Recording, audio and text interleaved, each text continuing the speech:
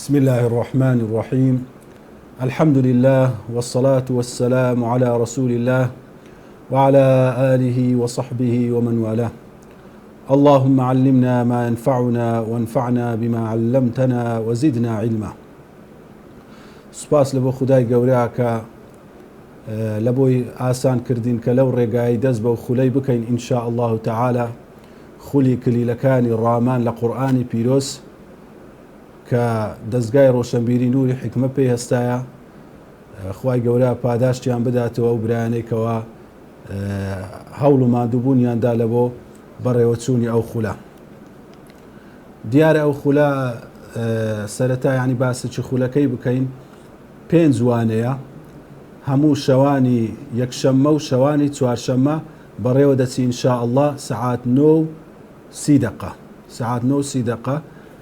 ئەو کەسانێکەوە ناویان تۆمار کردیە دوایش کە هەمووانەکان تەماشا دەکەن و گوێ دەدەنێ لە کۆتاییدا فۆرمەک پڕ دەکەنەوە کە هەمووانەکانیان گوێ دایتێ و ناو شتەکانی خۆیان زانیاریەکانیان دەنووسن. دوایە ئینشاء الله بڕوانامەی بەشداربوونیان لە بۆ دەکرێت. ئەوەی گرینگە بەڕاستی کە خودای گەورە ئەو وەسیلەی لە بۆ مەڕەخساندیە لە گەرچی ئێستا ئێمە لە وەزعی ناخۆش داینە و خەڵک بەهۆی ئەو نەخۆشیەی ناتوانی زۆر لە یەکتر نزیک ببیتەوە و واروەها کۆڕ و سیمینار و خولی فێربوونی زانستی شەرعیش زەحمەت بووە بەوەی کەوا ئینسان بە یەکتر بگا. بەڵام خوای گەورە ئەو وەسیلەی لە بۆ ئاسان کردینە کەوا بتوانین هەر کەس لە ماڵەکانی خۆشمان لەگەر هەندێش تەڵەبی عیلم بکەین و بتوانین سوود و کەڵک وەربگرین. تەڵەبی عیلم شتێکی زۆر بە قەدر و بە نرخە بەڕاستی. ئەوەی دەینیتن کە ئینسان زۆر شتی لە پێناودا بنێ، زۆر قوربانی لە پێناو بداتن، زۆر هەوڵ و ماندووبوونی لە پێناو سەرف بکاتن. لۆی بەڕاستی کە ئینسان لە ماڵی خۆشی دانیشتیە، عاداتی مەسەلەن سۆسیال میدیاش وهایە ئینسان زۆر شتی دێتە پێش چاوی و لە بەر چاوی دەڕوا. بەڵام مادام وەکو خولەک کە بتەوێ بەشداری بکەی و سوودی لێ بینی پێویستە بەڕاستی تەرکیزی لەسەر بکەی، یعنی نەک شتێک بی هەر بەسەریدا بڕۆین و بە زاهیری گوێی بدەینێ، بەڵکو چونکە ئەوە خولە و ئینسان دەیەوێت شتێک فێربیتن بە وردی گوێی بداتێ، لە شوێنێکی هادی هەوڵ بدا بە تەنیابی وەرەقە و قەڵەمی لەکنبی شتەکان بنووسیتەوە. ئەگەر ئینسان بەو جۆرەی لەگەر ئەو خولانە تەعامل بکاتن بەڕاستی وەکو ئەوەی دێدێت کە لە بەرامبەر مامۆستای بیت و ئیسیفادەی لێ بکە. بەڵام ئەگەر بە شێوەیەکی هاکەزایی بەشێکی ئاگا لێبی و بەشێکی ئاگا لێ نەبی، ئەوە بەڕاستی سوودێکی وای نابیت و کاتەکەشت بە دەڕواتن بەبێ ئەوەی سوودێکی وەها بکەیت. سەرەتای چونە ناو بابەتەکەمان بە مقدمەیەک دەست پێ دەکەین کە قورئان چییە و پاشان تەدەبور لە قورئان چییە. ئەو زادەچین ئینشاء الله یەک بە یەک لە ماوەی خولەکەماندا کلیلەکانی مەفاتیحی ئەو کلیلانەی کە ئینسان بەهۆیەوە دەتوانی تەدەبور لە قورئان بکاتن ڕووین دەکەینەوە و باسی دەکەین. سەرەتا دەبی بزانین قورئان کەلام اللهە،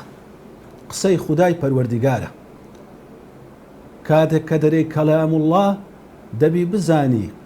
ئینسان چەندە جیاوازە، چەندە زەعیف و بێهێز و بێزانستە لە چاو خودای گەورە کە هەر مقارنە ناکرێ.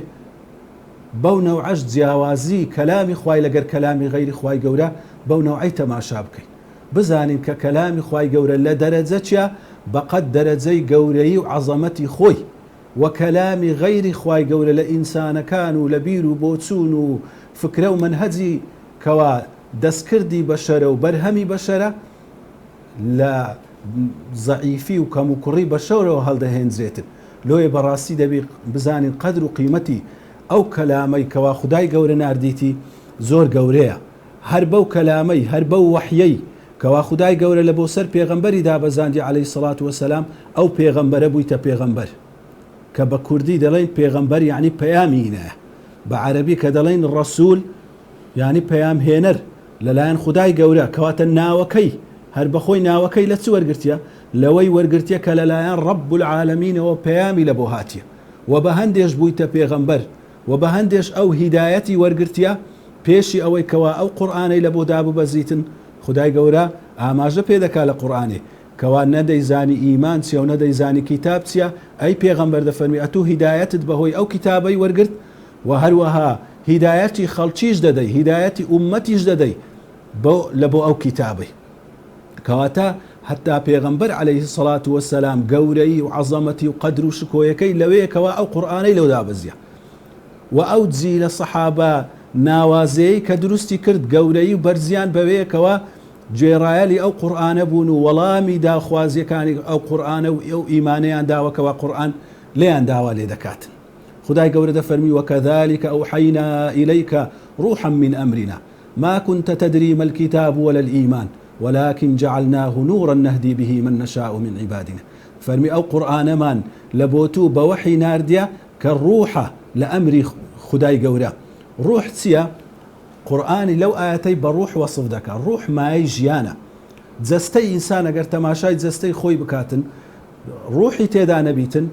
جستك وكو دار وبرد هيت جياني تيدانيا هيت جولشي تيدانيا ژیانی ئینسانیەت مرۆڤایەتیش بەو نەوعەیە بەبێ قورئان مردیە بێژیانە لەبەرەوەی مرۆڤایەتی ئەگەر پەیامی خودای گەورەی لە بۆ نێت و بە پەیامی خودای گەورە ژیانی بەبەردانەکرێتن نازانی لە بۆ چ دەژی نازانی هەدەفی چییە کە لەسەر زەویە نازانی چێ دروستی کردیە نازانی نەتیجە و سەرنجامی چییە هیچ معنایەک لە بۆ ژیانی ئینسانیەت و ژیانی مرۆڤایەتی و ژیانی سەرزەوی نامینێ هەر ئەمە ئەوەندەی دەزانین لە دایک دەبین و گەورە دەبین و دەمرین و جیل لە دوای جیل ئەو خەڵکە دێت و بە شەڕ دێ لەسەر ئەو دنیاە و لە بۆ دەسەڵات و لە بۆ خۆشی و ئارەزوەکی کاتی هەوڵ و هیمەتێک دەکات و خۆی ماندی دەکات و دوایش هیچ نەتیجەی نییە و بەرەو نەمان دەچیتن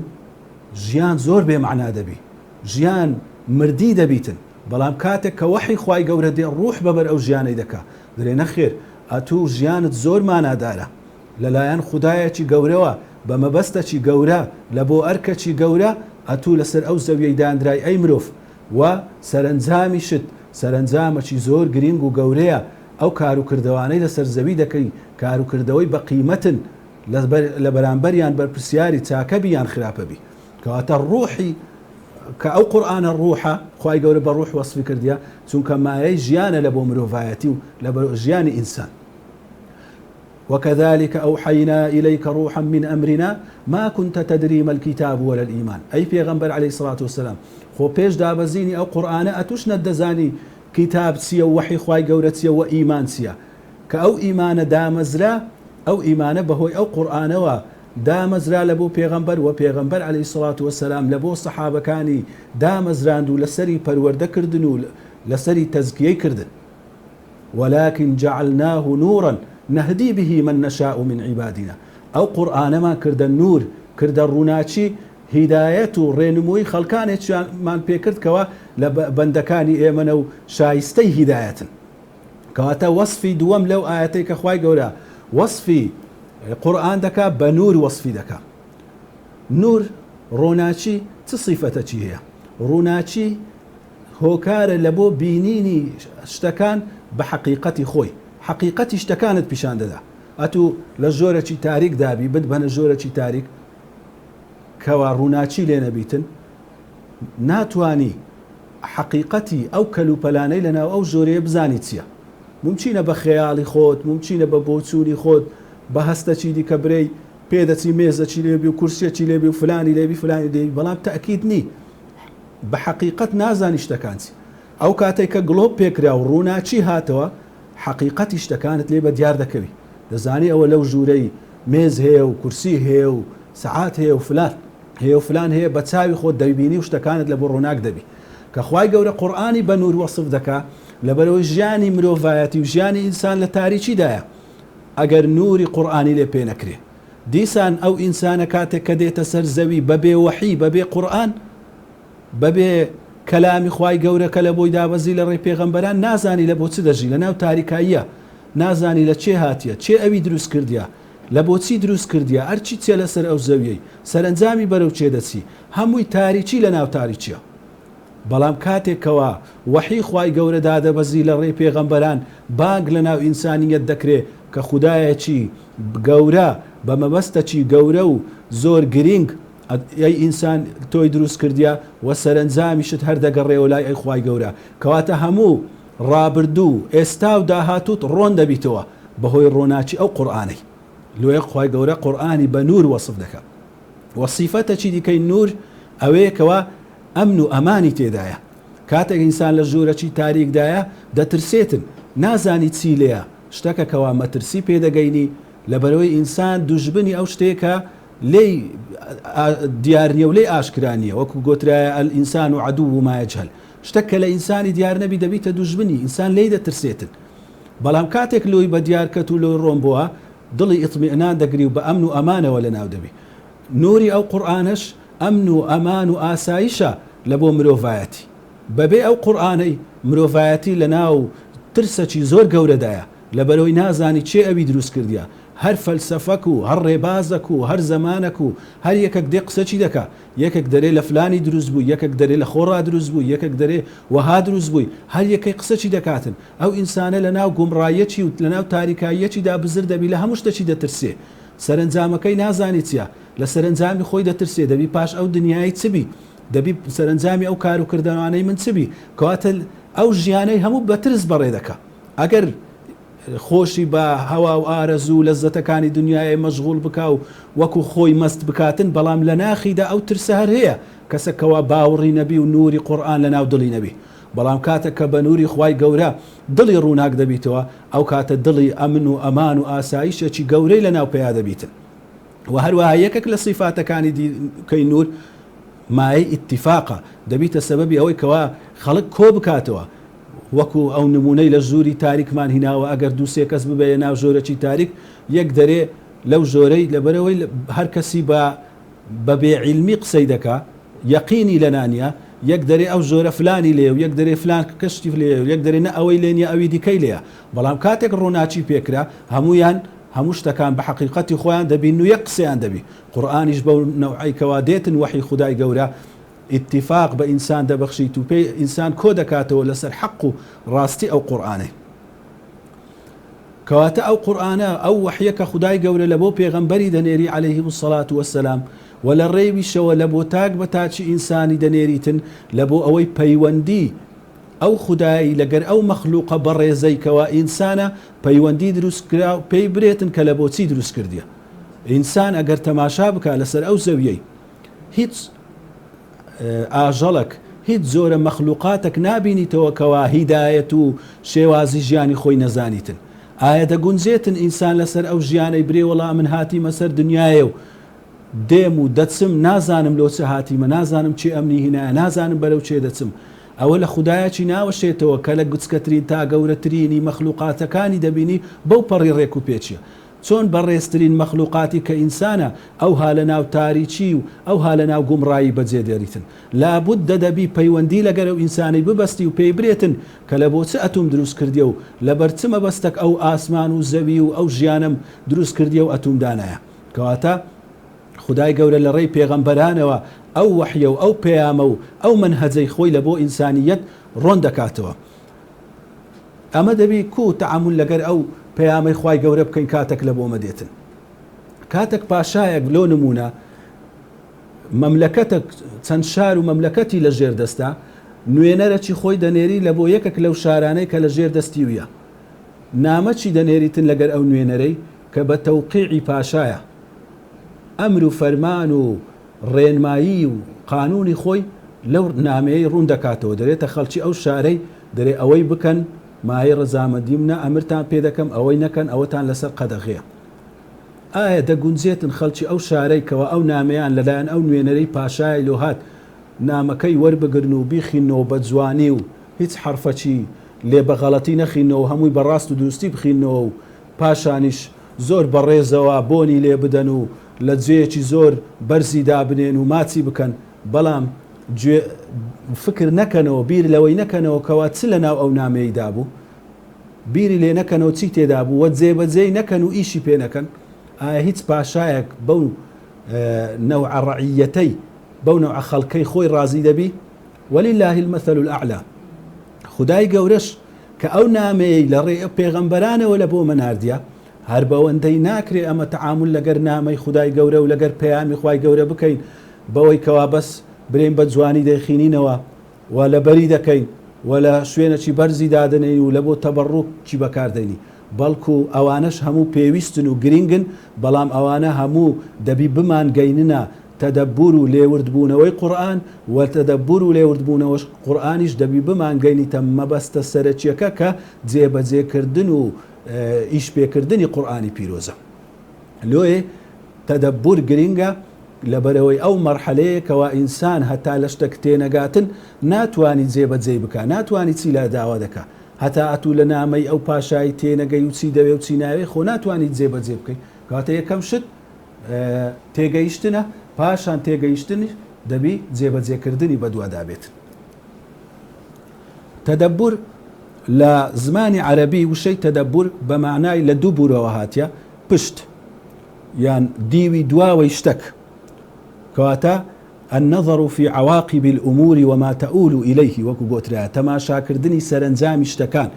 تەماشاکردنی کۆتایی شتەکان بەرەو چێن دەردەچیتن، ئەوە تەدەبورە. وەکو پێغەمبەر صلی الله علیه و سلم فەرمووی لە ڕووی زمانەوانی عەرەبی دەفەرمی لا تەدابەڕوا پشت لە یەکدی مەکەن، کەواتە تەدەبور ڕاوەستانە لەسەر ئەو مانایانەی کەوا لە ناو وشەچیدا هەیە بزانی دیوی دواوەی ئەو مانایی بەرەو چێ دەچی و سەرنجامەکەی بەرەو چێ دەچیتن. و سیغەی تەدەبور کە لە زمانی عەرەبی بە سیغەی تەفەعول هاتیە، دوو مانای دەگەینی ئەو سیغەی تەفەعولە. یەکەم دەبی ئینسان هەوڵ و هیممەت سەرف بکاتن، وەکو مەسەلەن دەرێت تەعەلوم کە هەوڵ دەدەی لەوە فێربوون، تەسەبور هەوڵ دەدەی لە بۆ ئەوەی کە سەبر و ئارام بەخۆت بگری، کەواتە هەوڵدانی تێدایە، کۆششکردنی تێدایە،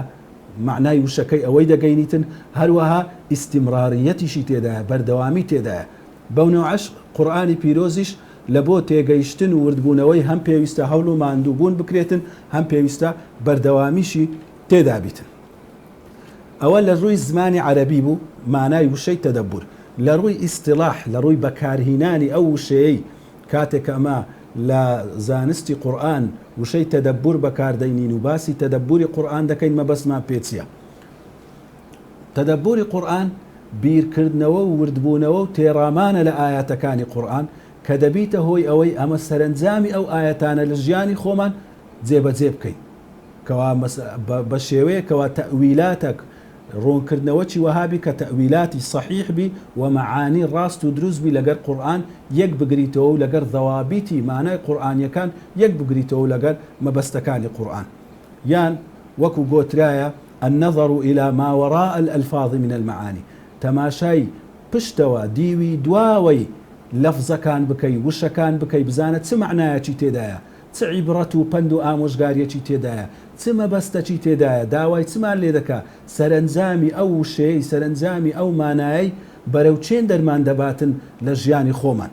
کەوا تا علومی بەسوود و ئەعمالی چاک بەرهەم دێتن لەو وردبوونەوە و لەو تێڕامانە لە قورئانی بەرز و بەڕێز. وەکو خودای گەورەش لە قورئانێ داوامان لێ دەکا بە گشتی کەوا تەدەبور بکەین، هەر کەسی بە گوێرەی توانای خۆی. وەکو فەرموویتی کتاب ئەنزەلناه إليك مبارك ليدبروا آياته وليتذكر أولو الألباب. خوای گەورە دەفەرمی ئەو کتابە ئەمە دامان بەزاندیە مبارەکە. مبارەک یعنی چیە؟ یعنی کەثیر بەرەکەت بەخۆی، یعنی کثرة الخير واستمراره. هەر خێرێک، هەر چاکەک بەردەوام بی و زۆر بی، ئەو کەسە پێی دەگوترێ کەسێکی بە بەرەکەت. قورئان بەرەکەتی تێدایە، لەبەرەوەی خێر و چاکە و هیدایەتی ئەو قورئانەی بەردەوامە. کوتوانی ئەو قورئانە جیلی سەحابە ئەو جیلە ناوازەیەی دروست بکاتن، هەمان ئەو قورئانە ئێستا لە بەردەستی مێ و دەتوانی دروست بکە، بەڵام مەرج ئەوێ ئێمە وەکو وەرگران وەرگرەکی تەواو بین و ئەو بتوانین وەری بگرین، ئەگەرنا هەمان قورئانەوە لە بەردەستی ئێمێ. کەواتە هەر ئەوەی کەوا هاتووە لە قسەی زانایان لن يصلح آخر هذه الأمة إلا بما صلحت به أولها، آخری ئەو ئومەتەی چانابی ئیلا بەو شتەی کەوا ئەوەلی پێچابووە، ئەو ئومەتە بە چ پەروەردە بووە؟ ئەو سەحابە پێغەمبەر صلی الله علیه و سلم بە چ پەروەردەی کردن؟ طبعاً بە قورئانی پیرۆز پەروەردەی کردن. و ئەگەر بمانەوێ بگەڕێینەوە سەر ڕێبازی ڕاستی پێغەمبەر عەلەیهی سڵات وەسەلام و هاوڵانی وەڕەزامەندی خوای گەورە دەبی بگەڕێینەوە سەر ئەو قورئانەی و ئەو قورئانە سونەتی پێغەمبەریش عەلەیهی سڵات وەسەلام کاتێک ئەمە باس دەکەین سونەتیش دەگریتەوە چونکە سونەتی پێغەمبەر صلی الله عەلەیهی وسەلەم جێبەجێکردنی قورئانە تەفسیل و ڕوونکردنەوەی قورئانە قورئان لە سونەت جیا نابیتەوە سونەتیش لە قورئانی پیرۆز جیا نابیتەوە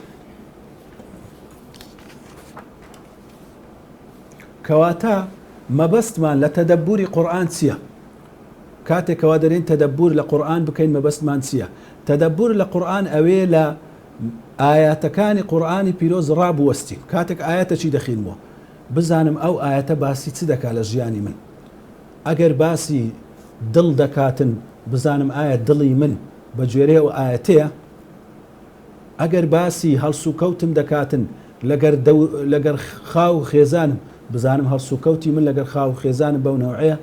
ئەگەر باسی هەڵسوکەوتم دەکا لەگەر مجتەمع بزانم هەڵسوکەوتم لەگەر مجتەمع بەو نەوعەیە ئەگەر باسی کڕین و فرۆشتن و معاملە دەکاتن بزانم کڕین و فرۆشتنی من بەو شێوەیە ئەگەر باسی هەر شتێک دەکاتن ئینسان وەکو برێ پێوەرە تەرازووەکە ئەو ئاەتانە ژیانی خۆی لەسەر دەپێویتن ئەوەیە مانای تەدەبوری قورئان تەماشا دەکاتن بزانن ئەو قورئانەی دادەبەزێنیتە سەر ژیانی خۆی ژیانی عەمەلی خۆی لۆیە هەموو کەس پێویستە ئەو قورئانەی تەدەبور بکاتن ڕەنگە هەموو کەس تەفسیری قورئان نەزانێت چونکە تەفسیر لایەنی زانیاری و علومی ئاەتەکانی قورئانە بەڵام هەموو کەس بە گوێرەی توانای خۆی دەتوانیتن بیر لە مانای ئاەتەکانی قورئان بکاتەوە و لە سەرخۆی جێبەجێیان بکاتن و بزانی ئەو لە چێن دەرێ لەو ئاەتەی تا چەندی جێبەجێ کردی و چەندی جێبەجێ نەکردیە پاشان بە گوێرەی ئەو ئاەتەی بڕیار بدا بڵێ دەبی ئەمن ئەو ئاەتەی جێبەجێ بکەم و کار بکاتن لە بۆ ئەوەی بگاتە لووتکەی جێبەجێکردنی فەرمانەکانی خودای گەورە لۆیە بەڕاستی تەدەبور بە قورئان عینن مانای ئیستیشفاء بە قورئان داوای شیفاکردنە بە قورئان کە خوای گەورە قورئانی ناردیە شیفایە لە بۆ ئینسانی یا ئەیها الناس قد جاءتكم موعظة من ربكم وشفاء لما في الصدور ئەی خەڵچینە ئامۆژگاریتان لەلایەن پەروەردیگارتانەوە لە بۆ هاتیە و شیفا لە بۆ ئەوەی لە ناو دڵەکانتانە شیفای ناو دڵەکانتان کەواتە ئەسلی قورئان کە خوای گەورە دەفەرمی شیفایە ئەمە بەس واتێ نەگەین مەسەلەکە شیفای جەستەیە شیفای جەستە لایەنی دووەمە کەوا قورئان خوای گەورە ئەویستی لەسەر بیدەکاتە شیفای جەستە و نەخۆشیەکانیمە گەورەترین شیفای قورئان شیفایە لە بۆ نەخۆشیەکانی دڵ و دەروون شیفایە لە بۆ نەخۆشیەکانی مجتەمع شیفایە لە بۆ حەسوودی لە بۆ تەمەعی لە بۆ خراپەکاری لە بۆ ئەو هەموو ناخۆشی و زەحمەتیەی کە ژیانی ئینسانی تێکدایە کە ژیانی ئینسانی لەسەر ئەو زەویەی لێڵ دەکا شیفایە لە بۆ ئەو زوڵمەی کەوا ئینسان لە یەکتری دەکا ئەگەر هەر کەسێک قورئانی پیرۆز بە چارەسەر وەربگریتن قورئانی پیرۆز چارەسەرە لە بۆ ژیانی هەموو ئینسانیەت و شیفایە لە بۆ هەموو دەردەکانی کاتێک ئەتو قورئان وەردەگری و لە بۆ خۆت و لە بۆ شیفای دەردەکانتی بەکاردەینی ئەو کاتە تەدەبوری قورئانی پیرۆزت کردیە و بەڕاستی گەیشتی ئەو مانایە کە خودای گەورە لە توی دەوێ و داوات لێ دەکات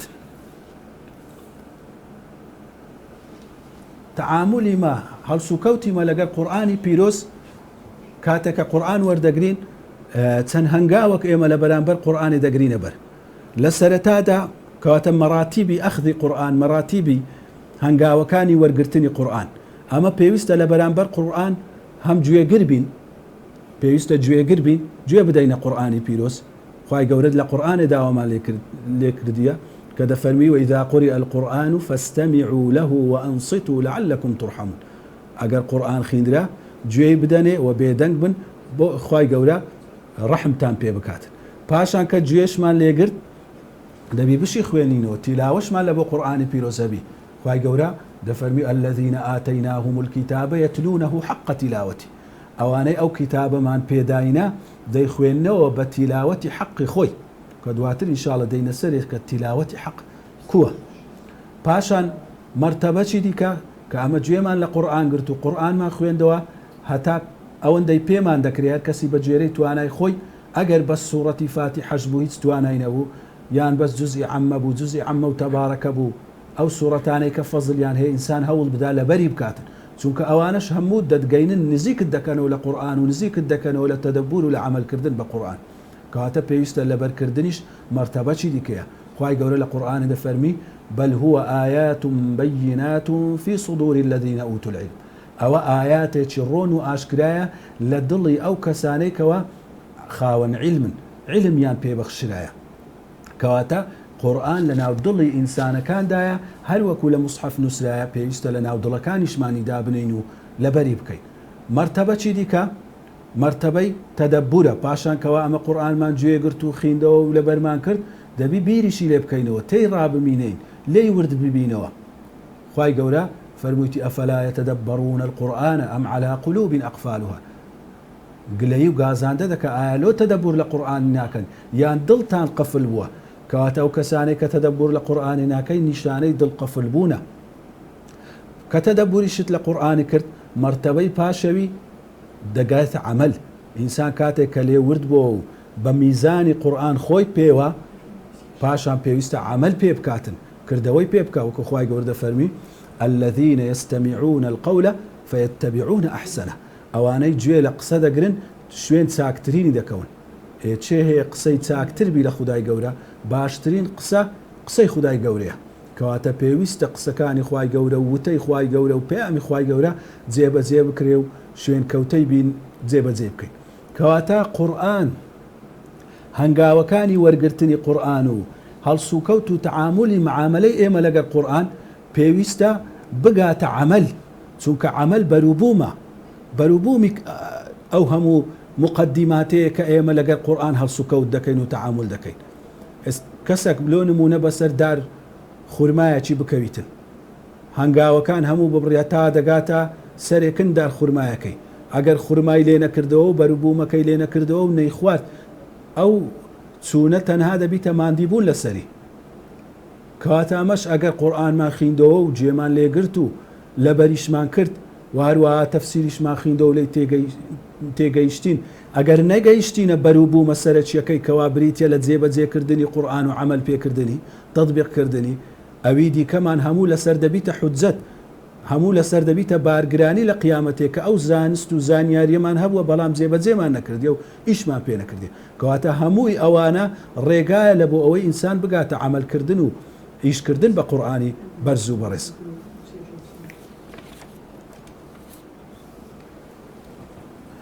ئینشاء الله ئەوە وەکو مقدمە بوو لەبارەی تەدەبور. ئەمە هەوڵ دەدەین دەوری 15-16 کلیل باز بکەین لە کلیلەکانی تەدەبور لە قورئانی پیرۆز. کلیلی یەکەم التلاوة بشعور التلقي عن الله ورسوله. کلیلی یەکەم لۆ ئەوەی ئەمە دەرگای تەدەبور و تێگەیشتن لە قورئانی پیرۆزمان لەوە ببیتەوە بریتە لەوەی وەها قورئان بخینین کە ئەنەما لە خودای گەورە یان لە پێغەمبەری صلی الله عليه وسلم ئەو قورئانی وەردەگرین. چونکە ئینسان ئەگەر بەو شعورە لە بەرامبەر قورئان تەعامل نەکە ئیستیفادەی لێ ناکاتن. لۆ نمونات و لە مەجلیسەکی دانیشتی کاتە کەسێکەوە لەلات گرنگ نییە، قسەی ویت لەلا گرنگ نییە، دەزانی هیچ زانست و عیلمەکی وای پێ نییە، قسەکانی ئیستیفادە و معنایەکیان نییە، گوێ نادەیە خۆت بە قسە چکە مەشغوڵ دەکەی. بینەچی قسەی دەکا نازانی چت گوتیە، مچینە گوێشی بدێ و بێدەنگ بووی بەڵام لە بێشکت هیچ مێشکت لەسەری نەبووە و نازانی چی گوتیە. بەڵام کاتێک کە کابرایە کەوا ئەتوو لەلات قسەکانی زۆر گرینگە دەزانی کەسێکی زۆر بەتوانا و خاوەنی زانستە قسەی دەکاتن دەرێگوێ بدەنێ بزانە ئەوە لە مەجلیسێ چ دەرێتن، چونکە قسەکانی ویت لا گرینگە. سوود لەو قسەی دەبینی و لێ تێدەگەی کە بەو دڵە و بەو ئیستیقبالە و بەو نەوعە پێشوازی لێ دەکەی بە گەورەیەوە. بەڵام قسەکەوە بە گچکەیی و بە کەم تەرخەمیەوە گوێی بدەیە سوودی لێ نابینی. کەواتە ئینسان کاتێک کە هەستی کرد قورئانی لەکن دەخوێندرێتەوە، ئاەتەکانی قورئانی لەکن دەخوێندرێتەوە، هەست بەو عەظەمەتەی بکاتن کەوا ئەوە خاڵقی کەون و کائیناتە، خاڵقی ئاسمان و زەوی لە بۆ تو قسەی دەکاتن، لەگەرە تو قسەی دەکاتن. بەڕاستی ئەگەر بەو شعورەی ئەمە قورئانی وەربگرین زۆر سوود لە قورئان دەبینین و دەرگای تێگەیشتن و دەرگای وردبوونەوە و تێڕامانێکی زۆرمان لە قورئان لە بۆ دەکرێتەوە. یان هەرنا ئەگەر ئەو شعورەش دروست نەبوو وا هەست بکەکەوە لە پێغەمبەری خوای گەورە و لەوەی کەوا لە خودای گەورە وحی لە بۆ دابەزیە لە ڕەسوول الله صلی الله عليه وسلم ئەو قورئانت لەویەوە لە بۆ دەخوێندرێت. کاتێک کە قورئان دابەزیە لە بۆ پێغەمبەری صلی الله عليه وسلم ڕاستە لە بۆ پێغەمبەری وەکو پێغەمبەر دابەزیە، بەڵام لە بۆ هەموو یەک لە ئێمەش کەوا ئومەتی ئەو پێغەمبەرینە دابەزیە دەبی بزانی خوای گەورە عالم الغەیبە دەزانی لەو زەمانەی لەو ساڵی 2020 ئەتوو فلان کەس لە فلانە شاری دەژی کاتەکە ئەو قورئانت لە بۆ دەخیندرێتەوە خوای گەورە ئەو قورئانەی لە بۆ تو دابەزاندیە مەبەستیتی کە ئەو قورئانە بگاتە تو کەواتە خوای گەورە ئەو پەیامەی لە بۆ توش ناردیە بەتەنێ وەها قورئان بخینەوە کەوە بزانە ئەو پەیامە بەتەنێ لە بۆ تو هاتیە ئەگەر چی لە بۆ هەموو ئینسانیەت هاتیە خوای گەورە دەفەرمیت پێغەمبەر صلی الله علیه وسلم وإنك لتلقى القرآن من لدن حكيم عليم أي پیغمبر صلى الله عليه وسلم أتو قرآن للاين كسك ووردقري كخدايا زانايا وخدايا دانايا كواتا دبي وها قرآن وربقرين كأنما لخداي قوري ويان لبيغمبر صلى الله عليه وسلم وردقري لو يا خداي قوري دفرمي وهاش قرآن وربقرين بها استكار بيكردن أتو كوا گوێ دەدێ قسەی وەها گوێ بدەیە کە ئەو قسە لۆ هەندێک جێبەجێی بکەی و ئیشی پێ بکەی زۆر جیاوازە لەوەی کەوا گوێ بدەیە قسەی بەڵام بەتەمانەبی لە ئەوەلەوە نیەتی ئەوەت نەهینابی کە ئیشی پێ بکەی لەوەی قورئان دەبی ئەوەلی بە نیەتی عەمەلکردن ئیشکردن وەکو منهەجی ژیان تەماشای بکەی نەک وەکو کتێبەکی زانیاری نەک تەنها وەکو بەرەکەتێک وەکو وەها تەماشای بکەی کە ئەوە لۆ هەندێک دەیخینەوە کە ژیانم بەجێرەی ئەو قورئانە ئیش پێ بکەم بزان خوای گەورە داوای چم لێ دەکات جێبەجێ بکەم قەدەغەی چم لێ دەکات دێ دوور بکەمەوە کە دەفەرمی الذين آتيناهم الكتاب يتلونه حق تلاوته ئەوانەی کە کتابمان پێدانە دەی خوێندنەوە بە حەقی خوێندنەوە وەکو ابن عباس و زۆر لە زانانی مفەسرین دەفەرمون تیلاوت بریتە لە شوێنکەوتنی بە عەمەل خینەوەی تەواو و شوێنکەوتنی بە عەمەل لەوەی لە تەلایەتلووی هاتیە کە بریتە لە ئیتباعی ئەثەر شوێنکەوتنی ئەو قورئانەی لۆیە قورئان دەبینی لە بۆ خوێندنەوەی قورئانی قیراعەتی بەکار نەهینایە چونکە قیراعەت خوێندنەوەی گشتیە ممچینە ئەتوو شتێکی لە بۆ زانیاری لە بۆ هەر مەسەلەی دەخینیەوە بەڵام تیلاوت خوێندنەوەی بەردەوامە و خوێندنەوەکە کەوا لە بۆ ئیش پێکردنە لۆیە کاتێککە دەرێ ئەتالی لە زمانی عەرەبی یان والقەمەری ئیذا تەلاها یعنی لە دوای ئەوە شتێک کە لە دوای شتێکی دێ یعنی تەلاهو لە دوای دێتن قورئانیش پێویستە بەردەوام بخوێندرێ چونکە بەرنامەی ژیانە هەتا مردن ئەو قورئانە هەردەبی بخوێندرێتەوە لەوەی ژیانی ئینسان ڕاست و دروست بکات کەواتە ئەوە کلیلی یەکەمە لە کلیلی تێگەیشتن و ڕامان لە قورئانی پیرۆز لە بۆی لۆمان بیتەوە بەو هەستا بەو شعورە قورئان بخوێنینەوە کە لە ڕەب العالەمینەوە ئەو پەیامەمان بە تایبەتی لۆ هاتیە لەوەی ژیانی خۆمان پێ ڕاستە ڕێ بکەین کلیلی دووەم کلیلی التبصر في الآيات القرآنية تەماشاکردنی ئاياتی قورئانی بە بەسیرەت و بەسەر یعنی چییە؟ یعنی تەماشاکردن بە چاوی دڵ لە قورئانێ نەظەر هاتیە نەظەریش لە عەرەبی هەر یعنی تەماشاکردن بەسەڕێ بسوڕوو یان بەسیرەت هاتیە کە زیاتر لە بۆ بینینی دڵ بەکاردێتن کەواتە ئێمە پێویستە قورئان بەس بە چاوی سەر نەخینینەوە بەڵکو بە چاوی دڵ بخینینەوە خوای گەورە دەفەرمی لباري پیغمبری عليه الصلاة والسلام وتراهم ينظرون إليك وهم لا يبصرون أي پیغمبر صلى الله عليه وسلم بباوركان دبيني تماشات دكن بلام ناد بينن تماشات دكن ينظرون إليك وهم لا يبصرون بلام ناد بينن يعني تيا نظر بتساوي سر تماشات دكن بلام بتساوي دل تماشاي بيامكت وتماشاي قسە كانت ناکەن لەوەی شوێن کەوتەی بن ئینسانیش کاتێک بە چاوی دڵ سەیری شتێکی نەکە سوودی لێ نابینیتن دەبینی کابراایکی فەقیر باسی فەقیری و هەژاری خۆی دەکات و باسی ڕوت و ڕەجالی خۆی دەکاتن دوو کەس گوێ دەدەنە کەسی فەقیر کاتە کە باسی خۆی دەکاتن یەکەچیان بە دڵەوە گوێی دەداتێ زۆر زجی پێدەسووتێ و یارمەتی دەدا یەکەچیان بەس بە گوێی سەر گوێی دەداتێ هەرکە ئەنەما گوێی لێ نەبووە هیچ تەسیری لێ ناکە هیچ پێکاریگەر نابی بە قسەکانی بەو نەوعی ئەگەر بە چاوی دڵ ئەمە گوێ بدەینە قورئانێ ئەو جا کاریگەری دەبینین لۆیە خودای گەورە کاتە کە باسی قورئانی پیرۆز دەکا باسی ئاەتەکان دەکا بە بەسائیر ناویان دەینی دەفەرمی هذا بصائر من ربكم ئەو ئاەتانەی قورئان بەسیرەتن هەموو بەسائرن پێویستە ئینسان بە چاوی دڵەوە ڕێنموویینە ڕێڕۆشنکەرەوەنە بینایینە لەوەی ئینسان ژیان و پێشەخۆی پێ ببینی لە ژیاندا وهودا و ڕەحمەتە لە بۆ ئیمانداران کەواتە ئەوەی گرنگە ئینسان بە چاوی دڵەوە دڵی لە بۆ قورئانی پیرۆز بکاتەوە ئەگەر دڵی لە بۆ قورئانی پیرۆز کردەوە ئەو کاتە بەڕاستی تەدەبوری قورئان جێی خۆی دەگریتن و کلیلی تەدەبوری قورئانی لە بۆ دەبیتەوە چونکە ئەو دڵە وەکو پاشایە لە بۆ هەموو ئەندامەکانی زەستا وەکو پێغەمبەر صلی الله علیه وسلم فەرموویەتی ألا وإن في الجسد مضغة إذا صلح صلح الجسد كله وإذا فسد فسد الجسد كله لەناو دڵدا پارچە گۆشتەکە هەیە ئەگەر چاک بوو هەموو لاشە چاک دەبێ ئەگەر ئەویش خراپ بوو هەموو لاشە خراپ دەبێ ألا وهي القلب ئەویش چییە دڵە کەواتە ئەگەر ئەمە دڵمان بەو قورئانەی پەروەردە کرد دڵمان بەو قورئانەی ئاودێر کرد ئەوە وەکو پاشایەک هەموو ئەندامەکانی لاشەمان ڕاستە ڕێ دەبن و چاک دەبن لەبەرەوەی دڵمان ئەمر بە دەست دەکا و ئەمر بە چاو دەکا و ئەمر بە گوێ دەکاتن کەوا گوێی لە چبی و گوێی لە چ نەبی تەماشای چ بکا و تەماشای چ نەبکاتن کەواتە قورئانیش خوای گەورە ئەگەر تەماشای قورئانی بکەین دابەزینی قورئانی لە ناو هەموو ئەندامەکانی لاشە لە بۆ چ بەکارهێنایە لە بۆ قەلب نزل به الروح الأمين على قلبك لتكون من المنذرين روح الأمين كجبريل أي پیغمبر صلى الله عليه وسلم أو قرآني لبو تدابا زاندية لبو چندر لبو سردلت لبو أوي لكسانك بكوا منذرين خلشي آقادار دكنوا كواتا أو الضلا لبو أوي پروردبي إيش بيبكاتن بيويستي بقرآني بيروزا يعني دفرمي أفلا يتدبرون القرآن ولو كان على قلوب